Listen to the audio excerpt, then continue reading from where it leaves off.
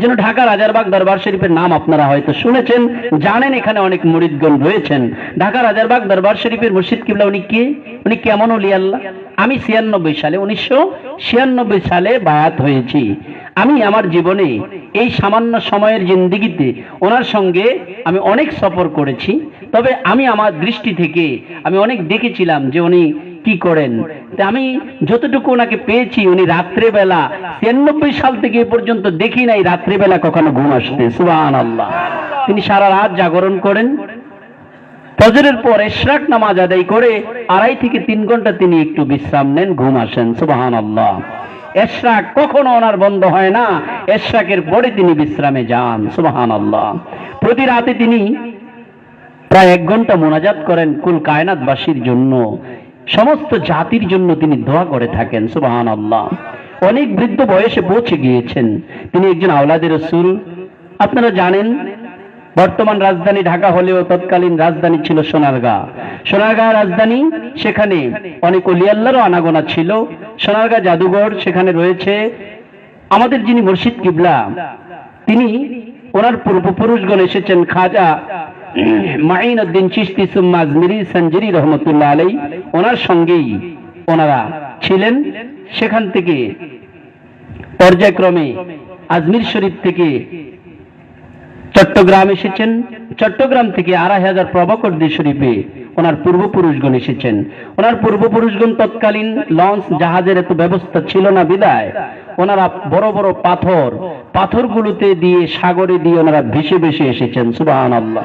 সেই পাথরগুলো আজও সোনারগাঁ জাদুঘরে সংরক্ষিত রয়েছে, গেলে দেখতে পাবেন অনেক বড় বড় পাথর।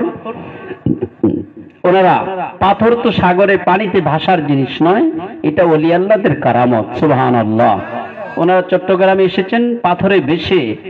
সেখান থেকে 2500 শরীফই ওনাদের, 2500 শরীফ থেকে বর্তমান ঢাকা রাজারবাগ দরবার শরীফের মমদু মুর্শিদ কিবলা তিনি অবস্থান করছেন। সুবহানাল্লাহ। এখন তিনি আহলে বাইত শরীফ ওনাদের অন্তর্ভুক্ত, আওলাদে রাসূল সাল্লাল্লাহু আলাইহি সাল্লাম নবীজির আওলাদ ওনার অন্তর্ভুক্ত।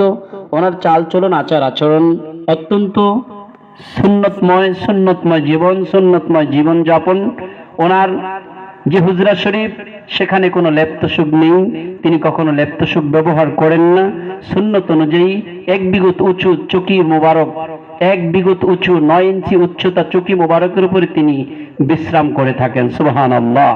সেই চকি মোবারকের মধ্যে আছে খেজুর পাতার বিছানা চাটাই, যেটা আল্লাহ পাকের হাবিব শয়ন করতেন। সুবহানাল্লাহ। এবং কখনো কখনো কম্বল বিছিয়ে থাকেন, কম্বল বিছানো সুন্নতের অন্তর্ভুক্ত। সুবহানাল্লাহ। ওনার বাড়িতে কোনো চেয়ার টেবিল নেই। উনি ইচ্ছা করলে স্বর্ণ হীরা মণি মুক্তা দিয়ে বাদাই করে চেয়ারে বসতে পারেন, কিন্তু সুন্নত নয় বিধায় তিনি ওনার বাড়িতে বা ওনার হুজরা শরীফে, ওনার খানকা শরীফে আমাদেরকে যে সোহবত মোবারক দেন, শুধু একটি 9 ইঞ্চি উচ্চতা চকি মোবারকের উপর বসে বসে আমাদেরকে তালিম দেন। সুবহানাল্লাহ। স্বাভাবিক জীবন যাপন করেন, রাজকীয় জীবন যাপন তিনি করতে পারতেন, কিন্তু সেটা করেন নাই। আল্লাহ পাক ওর হাবিব সাল্লাল্লাহু আলাইহি সাল্লাম তিনি দু জাহানের বাদশা ছিলেন। বাদশা হওয়ার পরেও খেজুর পাতার বিছানা ছিল ওনার শয়নের ঘুমাসার বিছানা ছিল খেজুর পাতার। সুবহানাল্লাহ। একদিন নূরে মুজাসসাম হাবিবুল্লাহ হুজুর পাক সাল্লাল্লাহু আলাইহি ওয়াসাল্লাম তিনি ঘুম থেকে উঠলেন, ওনার পিঠ মোবারকে খেজুর পাতার দাগ পড়ে গেল। ওমর রাদিয়াল্লাহু তাআলা আনহু কাঁদছিলেন। নবীজি জিজ্ঞাসা করলেন, কাঁদেন কেন? তিনি বললেন, ইয়া রাসূলুল্লাহ, ইয়া হাবিবাল্লাহ সাল্লাল্লাহু আলাইহি সাল্লাম, আপনি তো দু জাহানের বাদশা, আপনার গায়ে খেজুর পাতার বিছানার দাগ পড়ে আছে, এই জন্য কাঁদছি। আপনি তো অনেক শান শওকতে থাকতে পারেন ইয়া রাসূলুল্লাহ। নবীজি বললেন, হে ওমর রাদিয়াল্লাহু তাআলা আনহু, আপনি কি জানেন না দুনিয়ার সাথে আমার কতটুকু সম্পর্ক? একটা ঘোড় সাওয়ারি, যিনি মুসাফির সাওয়ার করে ঘোড়া দিয়ে যায়, অনেক ক্লান্ত শান্ত হয়ে গেলে কোনো জায়গায় একটা গাছের আশ্রয় নেয়, একটু সময় বিশ্রাম নেয়, নিয়ে আবার চলে যায়। ঠিক একজন ঘোড় সাওয়ারির সাথে গাছের ছায়ার সাথে যতটুকু সম্পর্ক, দুনিয়ার সাথে আমার ততটুকু সম্পর্ক। সুবহানাল্লাহ। কাজে দুনিয়াতে তিনি শান শওকত করতে পারতেন, গ্রহণ করেন নাই। সুবহানাল্লাহ। এই জন্য ঢাকা রাজারবাগ দরবার শরীফের মুর্শিদ কিবলা তিনি শত শত কোটি টাকা শুধু মিলাদুন নবীর জন্য খরচ করেন, সুবহানাল্লাহ। কিন্তু ওনার শান শওকত, স্বাভাবিক জীবন যাপন, কাজেই নবীজির জন্য সব তিনি বিলিয়ে দিচ্ছেন।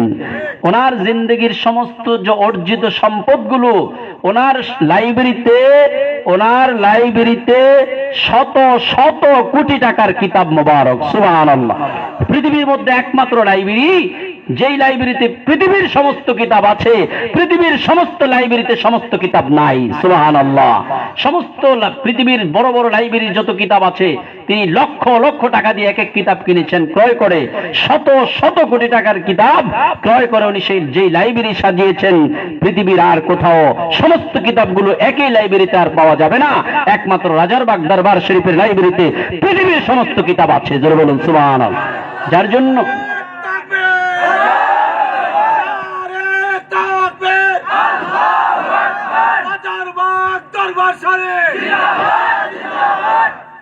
বাবারা আমার, ভাইয়েরা আমার, কথাগুলো বলছি এই জন্য, একদিন হয়তো আপনারা বলবেন, এলাকাবাসী বলবেন, হয়তো আলেম এসেছে, ওয়াজ করেছে, এই কথাটা তো আমাদেরকে বলেনি, যেটা বলা দায়িত্ব হোক সেটা বলে দিলাম।